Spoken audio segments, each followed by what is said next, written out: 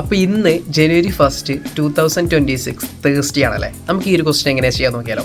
2026 ജനുവരി 1, അതായത് ഇന്ന് വ്യാഴാഴ്ചയാണെങ്കിൽ 2027 ജനുവരി 1 ഏത് ദിവസമായിരിക്കും എന്നുള്ളതാണ് നമ്മുടെ ചോദ്യം. ഈ ഒരു ക്വസ്റ്റ്യൻ എങ്ങനെയാണ് ചെയ്യാന്നുള്ളത് നമുക്ക് നോക്കാം. ഒന്നുമില്ല, സിമ്പിളാണ്. നമ്മൾ ആദ്യം ചെക്ക് ചെയ്യേണ്ടത് 2026 എന്ന് പറയുന്നത് ഒരു ലീപ്പ് ഇയർ ആണോ.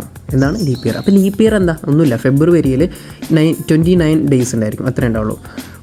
4 കൊണ്ട് ഡിവൈഡ് ചെയ്ത് നോക്കിയാൽ മതി. 4 കൊണ്ട് കംപ്ലീറ്റ് ഡിവൈഡ് ചെയ്യാൻ പറ്റുന്നുണ്ടോ എന്ന് നോക്കാം. ഇവിടെ ഇപ്പോൾ എന്താ 5 4 20 എന്ന് വരും.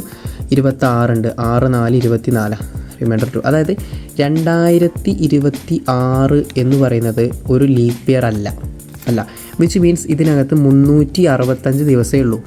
365 ദിവസം. ലീപ്പ് ഇയർ ആണെങ്കിൽ എത്ര ഉണ്ടാവും? 366 ദിവസം ഉണ്ടാവും. ഈ 365നെ 7 കൊണ്ട് ഡിവൈഡ് ചെയ്യാം. 365നെ നമ്മൾ 7 കൊണ്ട് ഡിവൈഡ് ചെയ്യുന്ന സമയത്ത് 5 വരും. 7 5 35 അല്ലേ.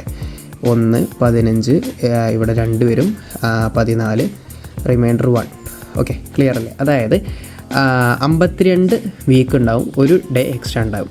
അതായത് +1 റിമൈൻഡറും കൂടി ആഡ് ചെയ്ത് കഴിഞ്ഞാലല്ലേ 365 ഉള്ളൂ. വിച്ച് മീൻസ് 364ാമത്തെ ഡേ. അതായത് എന്താണ് ഈ പറഞ്ഞ 2026 ഡിസംബർ 31 എന്ന് പറയുന്ന ഈ ഒരു ദിവസം എന്താ? ഇതും എന്തായിരിക്കും? വ്യാഴാഴ്ചയായിരിക്കും. അങ്ങനെയാണെങ്കിൽ ജനുവരി 1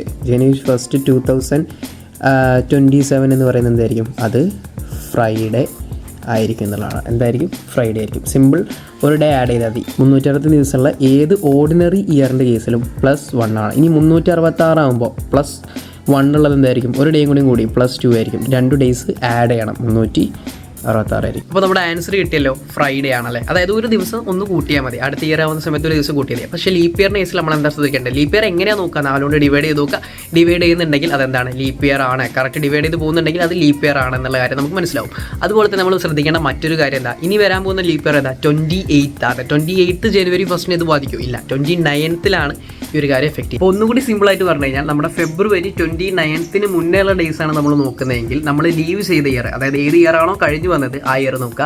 അതിനുശേഷം അതായത് 29 ശേഷമുള്ള ഡേറ്റുകൾ ഏതാണെന്നാണ് നോക്കുന്നതെങ്കിൽ നമ്മൾ ഏത് ഇയറിലാണോ എക്സിസ്റ്റ് ചെയ്യുന്നത് ആ ഇയർ നോക്കുക എന്നുള്ള കാര്യമാണ്. ഒന്നുമില്ല, സിമ്പിളായിട്ട് ഒരു ഇയർ കഴിഞ്ഞ് കഴിഞ്ഞാൽ അടുത്ത മന്തിലേക്ക് എത്ര ഡേയ്സിന് നോക്കി കണ്ടുപിടിച്ചാലും മതി. അതായിരിക്കും കൂടുതൽ എളുപ്പം. അങ്ങനെയാണെങ്കിൽ ഞാൻ ചോദിക്കട്ടെ, 28 ജനുവരി 1 ഏതാണെന്നും 29 ജനുവരി 1 ഏതാണെന്നും ഒന്ന് കമൻറ്റ് ചെയ്തേ. അപ്പോൾ ഓക്കെ, താങ്ക് യു. അടുത്തൊരു ക്വസ്റ്റ്യനായിട്ട് വീണ്ടും കാണാം. ബൈ.